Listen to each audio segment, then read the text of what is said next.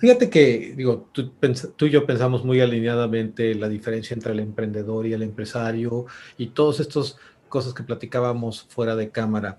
Y eh, en tu opinión, ¿en qué momento el emprendedor o el empresario se formaliza? Porque muchos piensan que al hecho de darse de alta en Hacienda y el tener el primero o segundo empleado ya son empresarios, ¿no? Sí, no, no. No, es un largo camino. Para ti, ¿dónde es justamente cuando se convierten en un empresario? Pues mira, primero que nada el emprendedor, hay millones de emprendedores, pero que no se consolidan como empresarios. Pero también quiero marcar la diferencia que hay muchísimos empresarios que no pueden ser emprendedores después de haber echado a andar una idea. Pero el empresario yo creo que se consolida, siendo muy específica a tu pregunta, después de los 5 o 6 años de estar batallando y estructurando una empresa. A menos que ya traigas la empresa de la familia, pues ya llegas a una sinergia y la haces crecer. Pero si empiezas de cero, que le das valor a todo tu producto, a toda tu línea, tus valores, tus políticas, etcétera, cuando ya tienes tus objetivos bien definidos como empresa y los echas a andar y los puedes medir, es después de los 5 años del emprendimiento consolidado como empresa y llevarlos a la práctica. Aquí también una cosa que me ha tocado ya vivir, que después de estos años de emprendimiento y empresa, una empresa me llevó a generar otra. Y entonces ya cuando generas otra, te das cuenta, lo que no hice bien aquí, lo tengo que rehacer por acá, tomar estas medidas, además ya voy a tomar la asesoría de este experto en esto, y entonces empiezas a sumar gente de muchísimo valor a las organizaciones, que no necesariamente tienes que tener de full time contigo, ¿no? No todo el día dentro de tu organización, pero pueden ser extraordinarios asesores externos que dominen ciertos talentos y puedan llevar a la práctica para que eso se capitalice y se rentabilice, no solo en la organización, sino en la calidad de vida de cada uno de tus integrantes. Mm, mm. Y bueno, me queda claro y ha sido una constante siempre que les pregunto a los empresarios exitosos como tú, Gracias. que siempre me dicen, es que la labor nunca ha sido solo mía, siempre ha sido la Grupo. base, el equipo, a los que he formado, con los que he liderado y a los que el día de hoy les he dado la responsabilidad y que la han asumido correctamente. Es correcto. Y la pregunta obligada es, bien, ¿cómo te hiciste de ese equipo? Una de mis cualidades, y qué bonita pregunta, es la identificación de talento.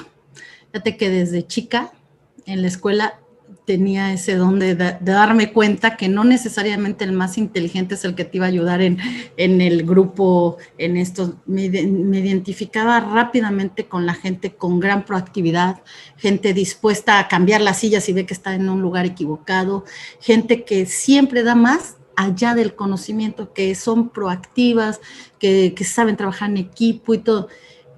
En el entorno, como yo te comenté, tuve la oportunidad de trabajar 6 años para dentro de una industria, aprenderle a los grandes, aprender el contexto, ¿no? De a dónde yo me quería aventar el ruedo y dónde iba a estar mi valor de diferencia. Y en eso es cuando empiezo a ver qué gente en todo lo que había caminado era la que yo quería dentro de mi equipo.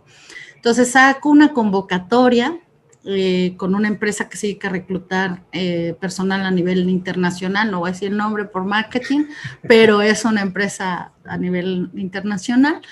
Los llamo y yo no les preguntaba nada de ingeniería a los que quería entrevistar. Cuando ya llegaban con nosotros, bueno, conmigo personalmente, es porque ya cumplían lo de ingeniería, eso lo decía el perfil de puesto. Pero a mí no me interesaba contratar al mejor ingeniero del mundo, sino al mejor talento que yo pudiera desarrollar y que ese talento se convirtiera después en una pieza fundamental de la organización y que él pudiera desarrollar otros talentos. Y así lo hice. Empecé con 4 personas, que hoy estas personas he logrado que sean reconocidas en su sector de manera internacional. Tengo un ingeniero, por ejemplo, que llegó conmigo muy tímido, muy ingeniero, muy ingeniero. Empezamos a hacer todo un trabajo con él de coachings, de maestrías en Europa, etcétera. Y hoy es un ingeniero que ha escrito normas, es un ingeniero que tiene 5 certificaciones internacionales, es brillante como compañero, es un gran líder, la gente ya lo sigue por él, no por su conocimiento, sino por lo que él le aporta a la organización. Y él está encargado de los nuevos talentos, fíjate qué bonito, ¿no? O sea, él ya dentro de la organización, aparte de ser el CEO de esa división de talentos y de desarrollo de todo lo que es ingeniería en seguridad funcional, que llevamos una empresa nada más dedicada a esa, y él lo dirige como líder, como director de esa división. Este joven hace que sus compañeros también desarrollen sus propios talentos, ¿no? Y ese fue un éxito, ¿no? Y haber identificado a mis 5 pilares, a 4 pilares técnicos y uno administrativo, que fuimos formando lo que hoy es la empresa. Ok. Cuando tú los contratas, ¿qué tan difícil fue el delegarles esa responsabilidad? ¿O tú ya lo traías intrínseco? ¿O sabías cómo liderar? No, la verdad es que esa es una de las cosas que cuestan trabajo en las organizaciones, ¿no? Yo te decía de la marca personal, cuando te ve el cliente y todo, cuando te ven a ti, cuando te ven a José Luis que vienes y eres el coach y que eres el gran líder, pues ven a tu marca personal. Pero ¿qué pasa cuando ya no solamente tienen que ver a una persona, que tienen que ver a toda una empresa y que el mismo valor lo tiene Juan, Pedro, Víctor, Rosana, Laura, etcétera, ¿no? O sea, tienes que aprender a delegar para que además vean a la empresa y no solo te vean a ti. Y ahí es un poquito complicado, y no por uno. Yo, en mi caso no era por mí, sino porque, insisto, los paradigmas de mucho el sector público es que si no te ven a ti creen que no es la misma confianza, ¿no? Creo que en el sector privado igual, ¿eh? O sea, sí, cuando quieren bueno. dar un plato muy importante, dicen, pues, ¿por qué no estás tú aquí? Oye, es que te mandé a la persona correcta, que es el líder de esa función, Efectivamente. pero no quieren Exactamente. hacer el cierre con el dueño, ¿no? Muchas veces. Sí, o sea, si no viene el sí o no firmo nada. Bueno, te estoy mandando a mi mejor director, ¿no? En esa división que te puede resolver todo. Pero es difícil delegar, no tanto, en mi caso, me vuelvo a repetir, no tanto por no confiar en mi equipo de trabajo, sino porque a veces creen que si no vas tú, las cosas no son igual. Los latinos somos mucho de esa idea, ¿no? De que tiene que estar el creador de la idea, el creador de la iniciativa. Otros modelos no son así, ¿no? O sea, existe una persona que fue el innovador, pero su equipo de trabajo es brillante, ¿no? Te mandan al director financiero, te mandan al director de jurídico, y entonces todo funciona de manera maravillosa. Es bonito delegar si tienes un buen equipo de trabajo. Claro. La confianza es mucho. La confianza. Bueno, el haberlo seleccionado correctamente. Vaya. El haberlo seleccionado, pero también te equivocas, ¿eh? Yo he formado en este proceso de líderes, he formado muchísima competencia. Tengo gente que puso incluso enfrente de mi edificio otro edificio haciendo lo mismo, que fueron mis empleados y todo. Y eso no está feo. Fíjate que al principio dirías, oye, ¿qué onda? Yo lo formé, yo todo, y enfrente ya se puso, ¿no? Pero que luego por eso no les dan la formación y la capacitación a los empleados. Existe por ahí una frase que me encanta que dice el CEO, el CFO, el de finanzas, al director, y le dice, oye, ¿y qué tal si los capacitamos y se nos van? Y el gran líder voltea y dice, ¿y qué tal si se quedan y no los capacitamos? Sí, o sea, ese es más fracaso todavía. Claro, ¿no? Ese sí es un fracaso. Tener personal y talentos no desarrollados yo creo, ese sí es un colapso en las organizaciones. ¿Tú qué crees en tu concepto y en lo que te has visto en la experiencia que son las principales fallas de los emprendedores? Vamos empezando con los emprendedores, luego nos pasamos a los empresarios. Pues mira, los emprendedores, yo creo que pueden fracasar o suelen fracasar en que creen que su idea es tan innovadora, tan disruptiva, tan creativa, y tal vez lo sea, pero les falta la experiencia, ¿no? De llevar el emprendimiento a la consolidación, de ser ese emprendimiento, convertirlo en productividad, en eficiencia, en marcar la diferencia de valor con otros emprendimientos. Los jóvenes se suelen perder por falta de asesoría, por falta de experiencia, por muchas veces falta de liquidez y muchas veces por no estar preparados para poderle vender a un empresario que financie el emprendimiento, por no tener ¿qué es la palabra correcta? Por no creer en su producto. Porque tal vez sean muy buenos emprendedores, pero en el momento que ya te encuentras con la realidad, ¡puf!, te desinflas y te da pánico escénico y dejas de creer, ¿no? Entonces, y al primer fracaso, una de las cosas que yo he visto mucho en jóvenes emprendedores, y no solo en jóvenes emprendedores, en empresarios emprendedores, es que les da miedo el fracaso. Y si te da miedo el fracaso, vas ya limitado, ¿no? Porque no te quieres caer. Y bueno, pues en el mundo real nos caemos todo el día, ¿no? Y hay que aprenderse a levantar. No es fácil, a veces te sientes desenergizado y los pequeños emprendedores o los muy jóvenes emprendedores, que te estoy hablando de 26 a 32 años, pues les falta todo el experiencia de la vida, ¿no? Entonces, emprendedores que platicabas con mucha certeza de que después de los 40 años ya puedes ser un emprendedor y que aparte traes vida, se consolidan proyectos muy, muy interesantes. ¿Y esas fallas como empresarios? Uno de los problemas, está interesante, muy buena esa, muy buena porque nos pasa a todos, yo lo he sentido, ¿no? Fíjate que cuando del emprendimiento te conviertes en un empresario, entonces te viene el mundo enfrente de las responsabilidades, de las cargas de Hacienda, de las cargas, hablo de Hacienda fiscalmente, ¿no? De las cargas fiscales, de las cargas laborales, de todos los compromisos, etcétera. Cuando tienes eso y no sabes cómo llevarlo, también el empresario deja de ser emprendedor, porque se empieza a enfrascar en resolver el día a día de cómo cuidar lo que ha creado, ¿no?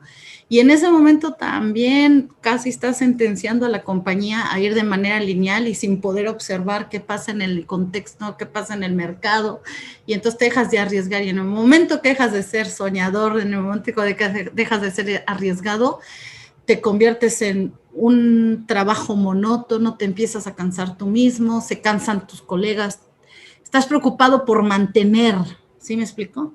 Y ese es un gran problema de los empresarios. Es algo que yo he detectado. A mí me pasaba, hasta, gracias a Dios, creé talento, identifiqué talento, y ese mismo talento te dice, hey, despierta, no tienes que dormirte, ¿no? No crees fama y échate a dormir, no se vale aquí. Entonces, uno de los puntos que creo que fracasamos como empresarios cuando tienes las cosas como muy aparentemente resueltas, es en no innovar, en no modificar, en no convertirte en soñador, en empezar a hacer rutinariamente producir por producir. Y entonces casi estás destinado al fracaso a largo plazo, ¿no? Si volteas a ver a esos jóvenes de los que hablas, de que ya pueden emprender correctamente desde los 25, 26 años, y les dieras consejos de cómo hacerlo, ¿qué les dirías? Que crean en ellos, que vale su producto, que vale su idea, que la capitalicen, su idea, que le den un valor a cada minuto de su idea, a cada cosa que valga de su idea, porque eso también los emprendedores no saben luego el gran valor que tiene su idea, no lo saben capitalizar, que aprendan a capitalizarla y que nunca se den por vencidos. Hay muchas historias, pero yo creo que el éxito nunca llega a la primera. Tienes que intentar, mejorar, corregir y todo. Si no pierdan nunca la fe en su producto o servicio o lo que desarrolla. Y el consejo para el empresario en su tercer, cuarto año, justo cuando está en ese crecimiento y en la segunda mortandad de empresas, ¿qué le aconseja? Innovación, renovación, resiliencia, proactividad, muchísima proactividad y juntarse de talento que le dé valor a la organización. Tener gente capacitada y cualificada en todas las divisiones que él no domine o que estos empresarios no tengan, y ser muy pacientes. La paciencia sí es la clave del éxito. La paciencia no sentado en la hamaca o en la silla diciendo paciencia va a pasar y todo va a salir bien. No, paciencia es aprender a esperar los tiempos correctos para que las cosas ocurran, pero tienes que estar haciendo las cosas para que llegue el tiempo correcto. Eso es para mí las claves de mantenerse en los sectores. En mi caso yo me mantengo en un sector pues de energía, en un sector de ingenierías, en un sector complicado, ¿no? En un sector un poquito fuerte y muy, muy competido. En Estados Unidos súper competido, en México también, en Latinoamérica, perdón. Y muy especializado. Muy, muy especializado y con mentes muy brillantes. Y nos hemos mantenido desde el 2006 a la fecha por esa gran convicción que tenemos de que nuestro producto siempre marca valor en nuestro mercado, porque siempre queremos aprender, porque siempre queremos innovar. Y tenemos un gran ambiente laboral. Sin un gran ambiente laboral, también imagínate, es pesado llegar y estar, creo que más horas que las que estás con la familia, ¿no? Entonces es complejo, es muy complejo.